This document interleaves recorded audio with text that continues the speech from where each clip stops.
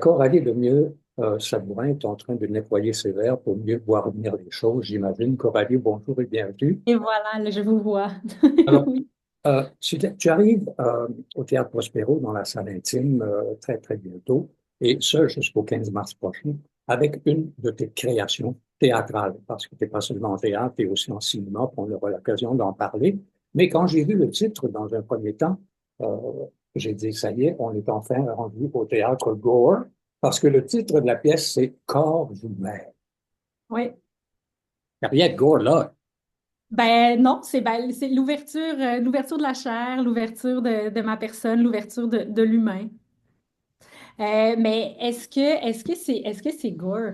Je suis pas allée là, mais je pense que on quand même je me promène quand même dans l'histoire de la médecine occidentale, des premières leçons d'anatomie au greffe d'organes, entre autres, et tout ça avec en même temps mon histoire, dans le présent et dans le passé de mes années pendant la greffe de chirurgie, en fait. Donc, je parle beaucoup du système de santé et de mon donneur aussi, de mon Euh, donneur humain.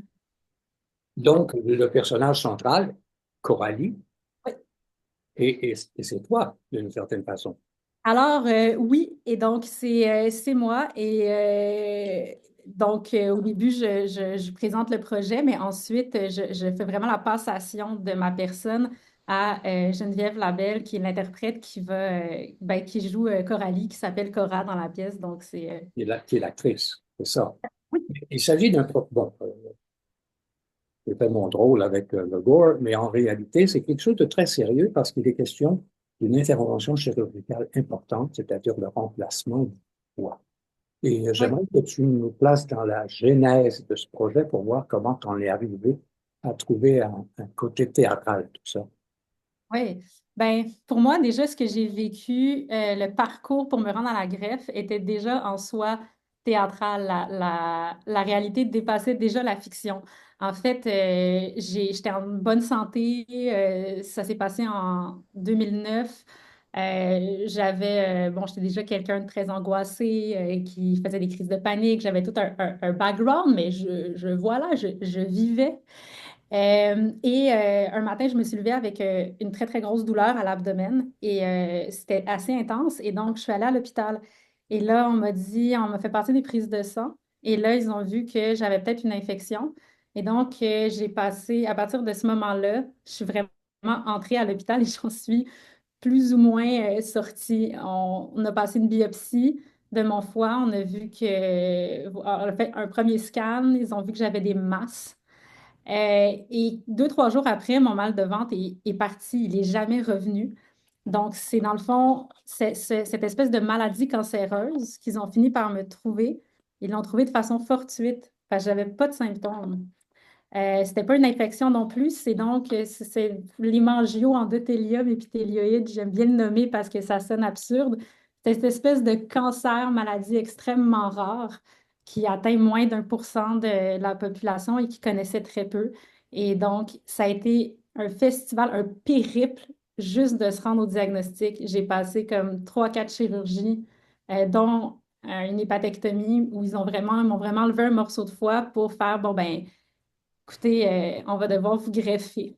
Puis ça s'est fait en l'espace de 3 mois et je comprenais pas du tout ce qui m'arrivait. Donc, mon histoire que je raconte est pas par rapport à d'autres greffés qui attendent la greffe pour vraiment comme survivre. Ouais. Ouais, pour une deuxième vie. Moi, je comprenais pas pourquoi on me greffait. C'est assez fabuleux comme histoire, hein. C'est en même temps, c'est dramatique, ça aurait pu être tragique, mais dans ta chance, d'une certaine façon, ça s'est bien passé et ça débouche sur ce qui devient un, un commentaire social presque, parce que c'est quelque chose qui n'est pas nécessairement bien vu, les histoires de greffe. Ben, c'est sûr que c'est déjà, pour moi, ça ouvre un potentiel. Je veux dire, la réflexion, juste la transplantation d'organes, pour moi, c'est extrêmement philosophique. On est c'est juste déjà la chirurgie, on t'enlève une partie de toi. Bon, le foie, il existe une greffe, mais le foie, c'est quand même euh, un des plus gros organes du corps. Et donc, on enlève déjà l'extraction, c'est déjà intense et il y a de l'écarteur de côte, il y a des écarteurs, c'est quand même très intrusif et c'est pour moi accepter de recevoir l'autre en soi. Bon.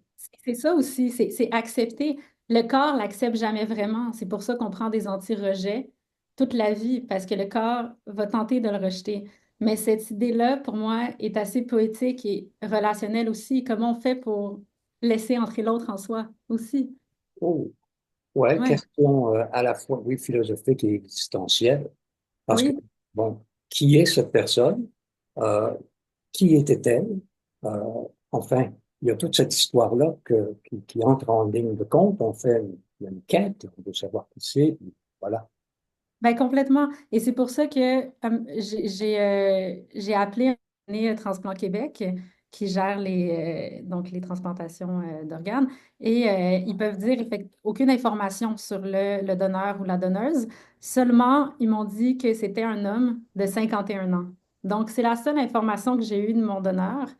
Et, euh, et bien sûr que même si on ne peut pas rencontrer la famille et tous les receveurs d'organes ont la possibilité d'envoyer une lettre de remerciement à la famille et tout, et ils peuvent répondre, mais moi, j'ai jamais voulu aller là. Je préférais garder le mystère.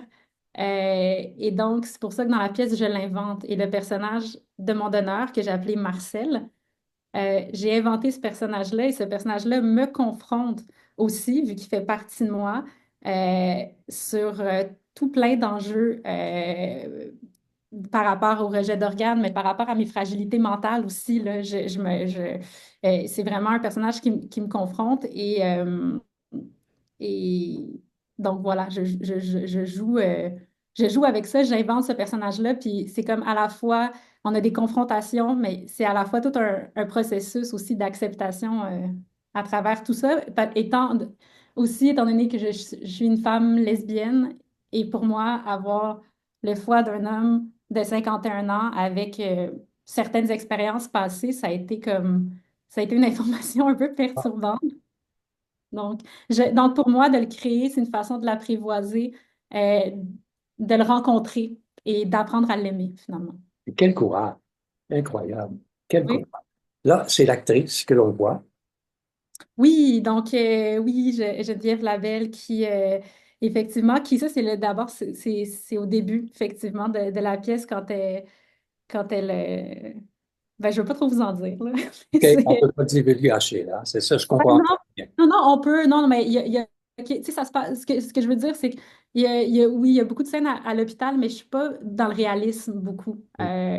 Donc, il y a beaucoup, on est beaucoup dans la métaphore, les masses sont pas réalistes non plus. Le sujet est tellement intense, moi, je voulais pas que ce soit lourd. Donc, oui, il y a des, il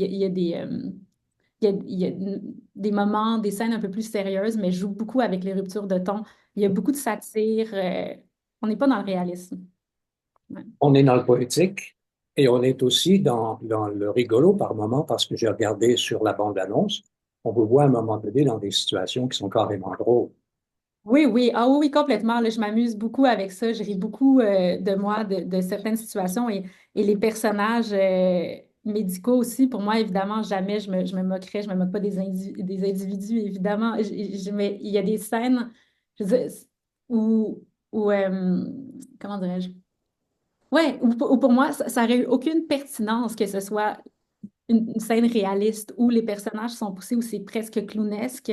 À la fois le diagnostic, tous les tests qu'elle passe, parce que j'en ai passé tellement de tests avant ça que voilà, c'est pour rire un peu aussi de la rapidité du diagnostic et le fait qu'ils sont eux-mêmes égarés et dépassés par tout ça, je crois. Mais ça fait partie du processus. C'est juste que ce projet-là, je pouvais pas me douter à quel point ça allait me confronter, même si j'avais fait une première version à Oui. l'UQAM.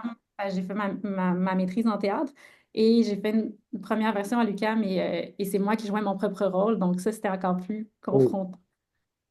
Donc là, sauf que oui, j'ai beaucoup de chapeaux et je pense que ça reste que cette matière-là dans les répétitions, de réentendre tout le temps, de voir cette histoire-là. c'est tout le temps un rappel, puis c'est une charge émotive. Des fois, je me dis, mon Dieu, pourquoi je fais ça? Dans la réalité des choses, euh, tu occupes la salle intime du Ouais. bureau à compter du 26 et jusqu'au 15 mars.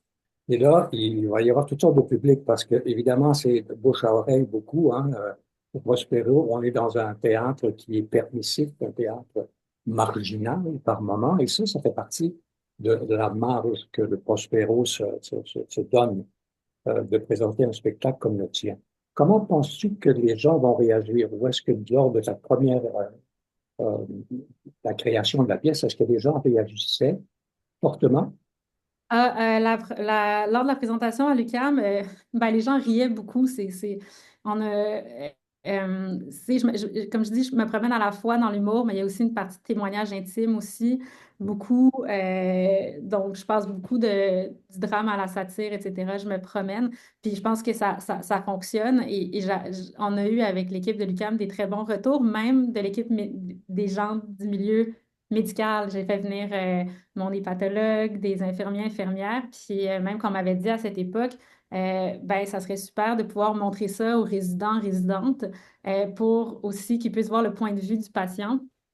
Alors, moi, je trouvais ça très stimulant. Là, il y a eu la pandémie. Parce que ce spectacle-là a été fait juste avant la pandémie. Et donc, j'ai fait mon documentaire, mon long métrage. Et là, j'ai proposé le projet à Philippe C. Je pensais pas qu'il me répondrait. Puis, Mais il a le accepté. long-métrage, il existe toujours. Parce J'ai que pas. Pardon? le long-métrage, il existe Oui. toujours. Ah, mais bien sûr. Oui, Bon, oui, c'est un où long est-ce que métrage, ça n'a rien à voir avec ce projet-là qui est sur. Qui est un ah, long Ouais, c'est un long métrage documentaire sur une femme de 75 ans qui habite à la campagne et qui est. On par est. rapport au public qui va voir la pièce, est-ce que vous avez prévu des rencontres après la pièce avec certains groupes ou certaines personnes, avec le public? Ben, on a une rencontre, je crois que c'est le samedi, je pense que c'est le 5 mars. Je sais pas par cœur, je crois que c'est ça, oui, où on a une rencontre avec l'équipe et le public. Euh, je crois pas qu'il y en a. De programmer de plus, mais je serais très ouverte parce que le but de la pièce pour moi, c'est de parler du système de santé, de la greffe d'organes, au-delà de ça, de notre rapport à la mort. Pour moi, on traite exactement une question de notre rapport à la mort. Pour moi, c'est central. Et je voudrais que cette pièce initie un dialogue social sur ce thème dont on parle presque peu. Je Très peu. le souhaite énormément. Je rappelle que c'est Corps ouverts, c'est au pluriel. C'est présenté à la salle intime du Théâtre Prospero du 26 février au 15 mars. Je te souhaite toute la chance et tout ce que tu mérites par rapport à cet acte très brave en ce qui me concerne et au rendu, parce que c'est devenu à un moment donné un moteur de création. Alors, Coralie Mieux, Sabourin, merci. Et j'aimerais ça, en terminant, que tu prennes le mot de la fin et que tu nous invites à faire un tour au Prospero. En fait, il reste encore quelques billets. On a beaucoup de représentations complètes, vu que c'est aussi une très petite salle de 46 personnes, mais je peux garantir aux gens qui vont venir le voir que c'est réparateur. Je pense que ça fait du bien. C'est pas lourd, c'est pas déprimant. Et ouais, je pense que ça peut faire du bien et ouvrir à plusieurs discussions et à beaucoup de beau. Alors, voilà. Merci, Coralie.